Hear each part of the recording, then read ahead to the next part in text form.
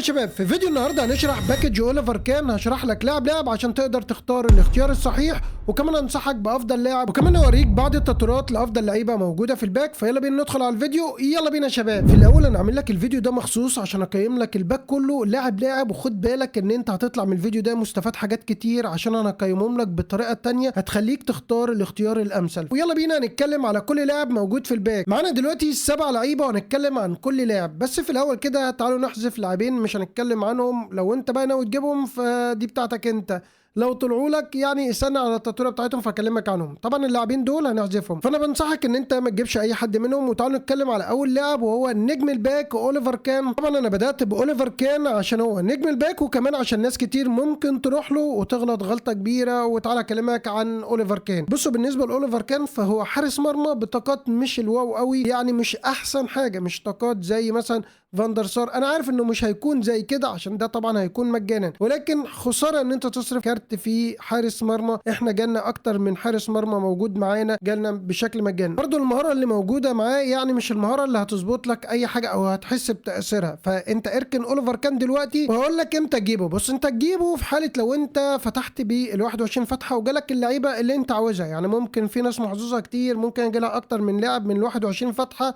فساعتها بقى قدامك انت لازم خلاص هتجيب اوليفر كان بالعقد. انت جبت اللعيبه اللي انت محتاجها. لكن لو انت مضطر تجيب اوليفر كان فاسمع معايا باقي الفيديو، عشان مهم جدا ان انت تقرر في نهايه الفيديو انت تختار ايه. تمام؟ فهنركن اوليفر كان دلوقتي عشان حارس مرمى. تاني لاعب معانا هنقيمه هو زنات يا رجاله. ولو ضغطنا على اللاعب هنشوف ستايل لعبه. مهم جدا ان انت تشوف ستايل لعبه، عشان انا عارف ان انت هتسمع ناس كتير هتكلمك على ان اللاعب ده جوكر وتقدر تلعب بيه في اكتر من مكان. فحابب الاول اقول لك لا، انت شوف ستايل لعبه وبعد كده اضغط على علامه التعجب دي، وبعد كده انزل شوف ستايل لعبه ده بيلعب في المراكز ايه اللي هتقدر انت تخليه يلعب فيها. زي ما انت شايف كده اتاك فول باك هيلعب ار بي وال بي. معنى كده يا رجاله ان انتوا مش هتقدر تستفاد بيه غير في مركزين، الار بي والال بي. فانت لو حطيته في اي مركز تاني فكده انت بتلعبه باسلوب نو ستايل. نو ستايل ده مش هتحرك التحركات اللي انت عاوزها للمركز ده. بمعنى لو انت حطيته في مركز السي ام اف او الدي ام اف فكده هيتحرك تحركات عشوائيه فهيضرب لك المكان ده. لكن لو جبت لاعب مثلا بوكس تو بوكس او انكر مان او ديستروير حطيته في المكان ده فهيتحرك تحرك افضل.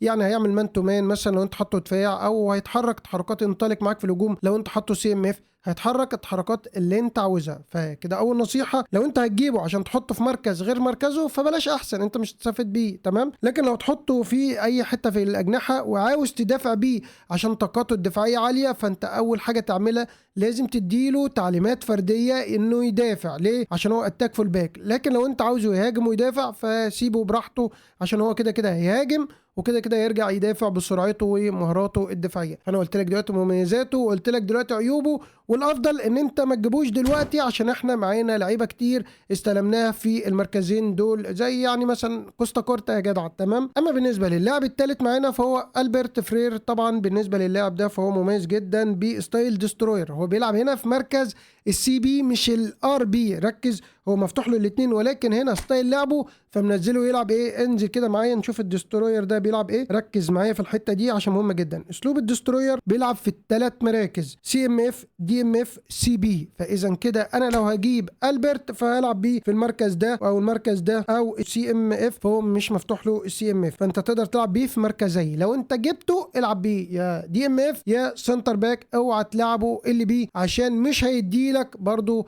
التحركات اللي انت عاوزها عشان هيكون نو ستايل. طيب ايه مميزاته؟ مميزاته السرعه، مهارات الدفاع عاليه. ايه عيوبه؟ ان هو قد كده قصير جدا يعني 170. فلو واحد قدامك بيلعب بكولر فخلاص كده انت هتركن على جنب. يعني انت لو واحد نزل كولر هتضطر تخرجه بره، يعني مش هتقدر تستفاد بيه. بس ساعتها ممكن تلعبه دي ام اف هيسند معاك كويس. فمميزاته السرعه ومهارات الدفاع عاليه. عيوبه ان هو قصير. تمام؟ فتعالوا نشوف اللاعب اللي بعد كده. معانا اللاعب تشابي الونسون. بصوا، بالنسبه لتشابي طبعا هو لاعب مميز جدا، نزل هنا في مركز الدي ام اف. ستايل لعبه اكستريتور. بصوا بالنسبه للستايل ده فبيلعب في مركز السي ام اف او الدي ام اف، بس لو هتلعبه في المركزين دول.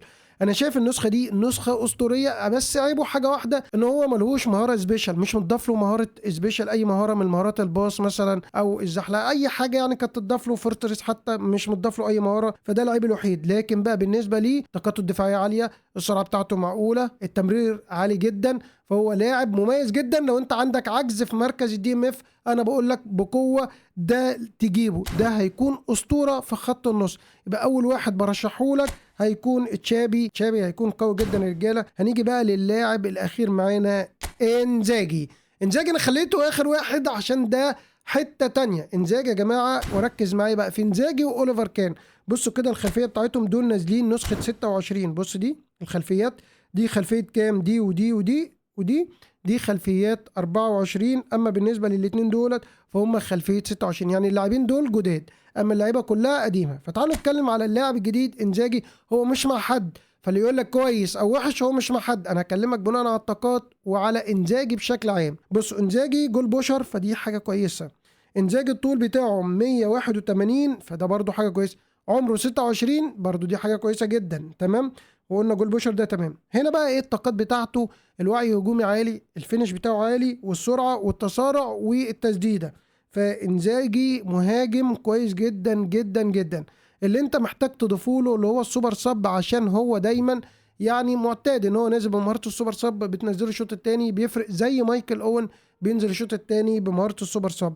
فاختياري ومعاك كمان مهاره سبيشال، يعني ده مهاره سبيشال، ده مهاره سبيشال، ده مهاره سبيشال، بس الافضلهم انزاجي.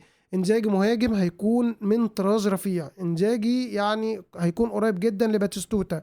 فلو انت عندك عجز في الهجوم هات انزاجي. انا برشح دلوقتي بقوه. الترتيب هيكون كالاتي: انزاجي رقم 1، تشابي رقم 2. لو انت عندك عجز في الدي ام اف انا بنصحك بتشابي، مش بنصحك بالبرت فرير. لو انت عندك مشكله في الباكات اللي رايت او ليفت فبنصحك بده، بس الافضل هات ده وده. لو تعرف تجيب الاتنين دول من الباك هاتهم دول. بعد كده الترتيب معايا 1 2 3 4 5، ده ترتيبي للباك. وقول لي انت تحت ترتيبك ايه، وقول لي لو انت استفدت من الفيديو انزل اكتب لي تحت في الكومنت.